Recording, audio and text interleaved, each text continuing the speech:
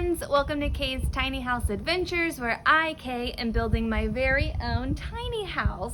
I have zero building experience, but I have lots of drive and really good friends. And sometimes it's all you need. Today, I'm going to be sharing how I did the plumbing rough-in for the tiny house. A lot of it is through the floor, which is why I had to do it at this stage. And so that includes the drains, the pipes for the water, as well as some bonus electricity. So that should be very exciting.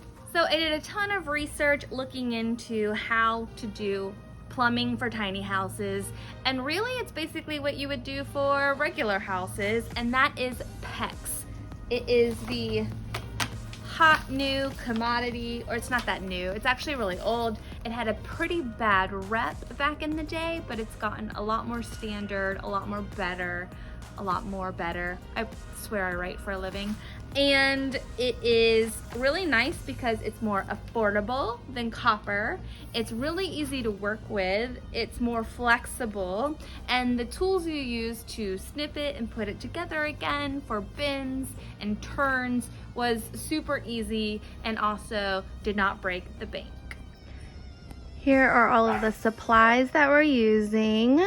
So we have the blue and red PEX-B 1/2 inch.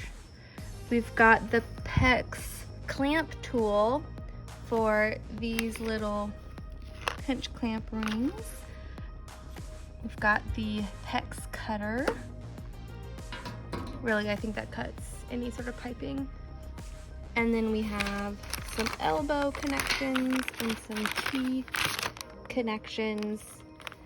And basically these rings go around the PEX and the connection, and then you clamp it together so that it all works. I'll show you an example. So this is the kitchen sink drain, and here is the cold water for the kitchen sink.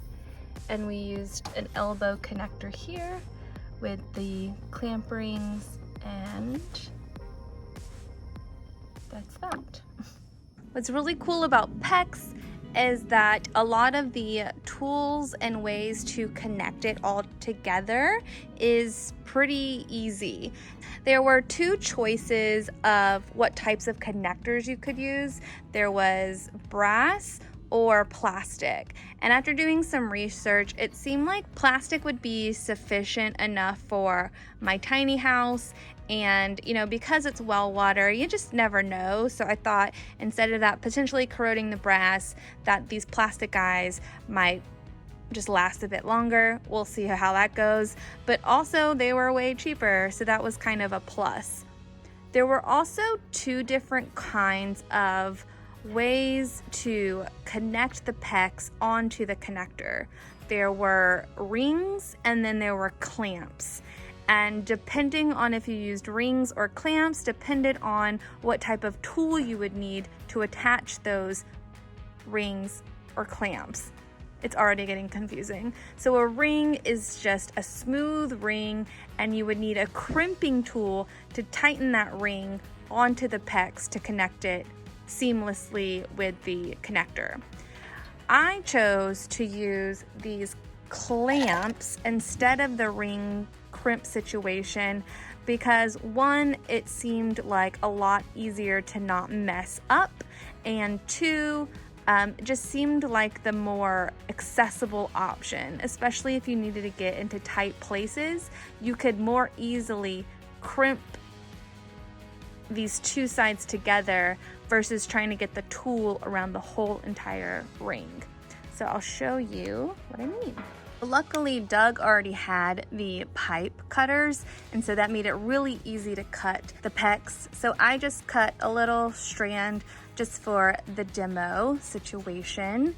And so this is a T. So obviously you want to put this on when you want to tee off the water line. So we use this, as our main port, and then we needed to tee off to the shower, and then to the sink, and then to the toilet, etc. So this was a super useful connector. But what you want to do with these rings is you put the ring or the clamp rather, on the PEX. These connectors also have these little guards on them, which helps you feel out like, okay, you put the PEX pipe all the way in, and then you see this little guy right here sticking out. That actually helps block the clasps, so you know exactly where to clasp it.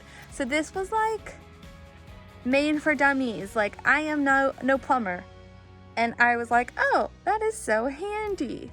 Now the actual clamping part, this takes some strength, so you can watch me struggle, but basically, depending on the size of the clamp, you see here, it will go over this. We gotta open it all the way. And then I usually have to leverage something to get it closed. And then, let's see if I can do this.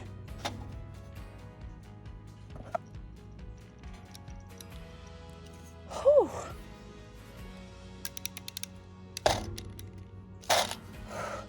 Okay, so there's that, and then it auto releases when you've clamped it all the way, and so bam, now it is clamped, and this is an airtight seal. So it's pretty cool. Now, if you do this wrong, there are ways to fix that. You may either use a different tool, or you can cut it off and try again. So see how that piece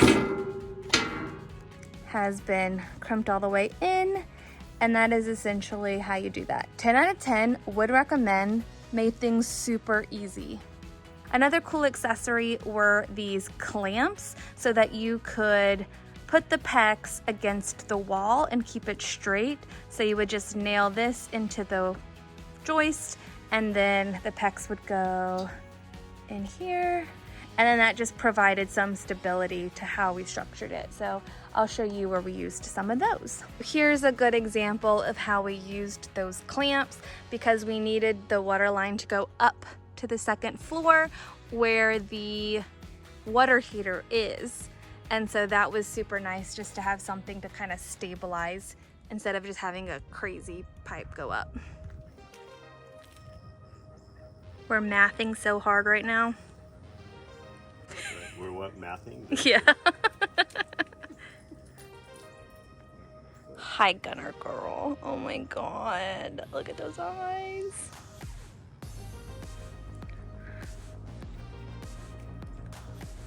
All dogs are accounted for. It's actually a cute picture, except Taco's running around.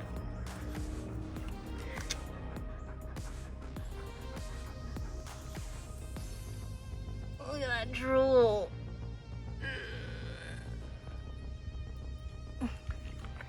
But we love you. The shower drain is definitely the most complex aspect of the plumbing, purely because we're building in our own shower pan. So every time we get near this drain, we completely recalculate how far away it is from the wall, where the water lines are going to go, where the drain is going to go, etc. So this is Doug walking through it for the, I don't know, 52nd time.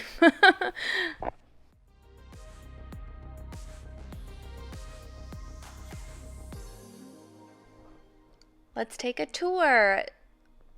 This is the kitchen sink. We've got the hot line, the cold line coming in. Doug is up on the gooseneck drilling some really big holes for the drain for the washer, which I'll get to.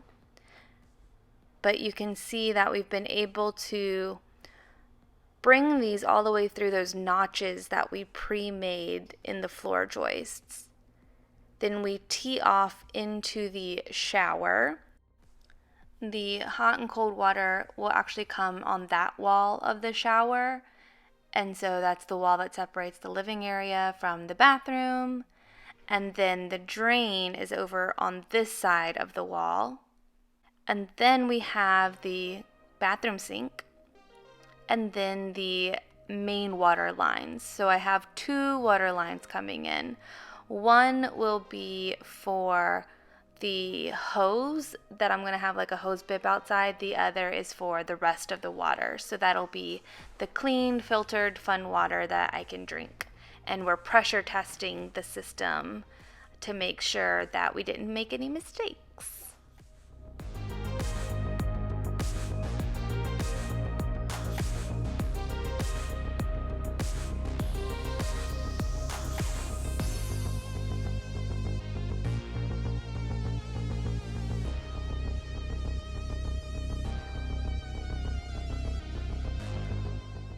So the water lines come over here, and here's the toilet and the drain, and then here is the hose bib line.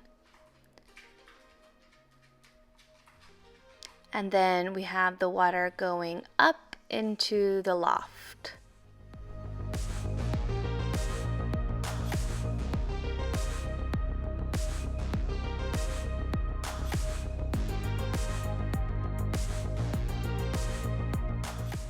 So we brought in the main water line all the way up here because that's where the water heater is going to be. And then the hot water line will come out of there. And then over on that side where Doug is where the washer and dryer will be. And he is busy drilling those holes. This was a difficult task because it was so hot. The drills kept overheating and he kept having to switch out batteries. It was pretty bonkers.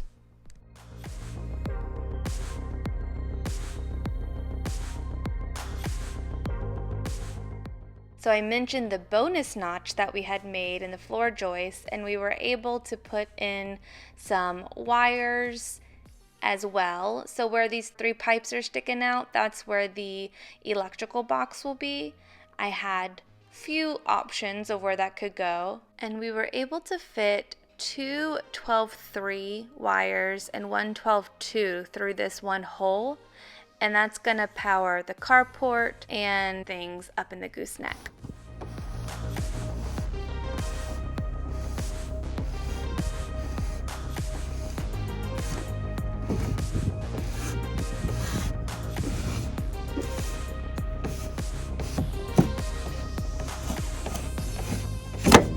Nice. Well, that's all I've got for y'all today. Thank you so much for watching. Next time, I hope to get some insulation in here and then sheathe on the decking for the floor. It's going to feel like the end of an era, if you will. And then I'll be traveling some and, you know, holiday schedules, blah, blah, blah, boring, boring, boring. But it may take longer to get to the walls and the windows, but I don't care. This has been super fun. Next up is also the shower pan. I'm building my own shower pan for this guy, so you'll get to learn as I learn with all of that. Thank you for watching. Please like and subscribe so you can get notified when I post a new video. Until next time, bye!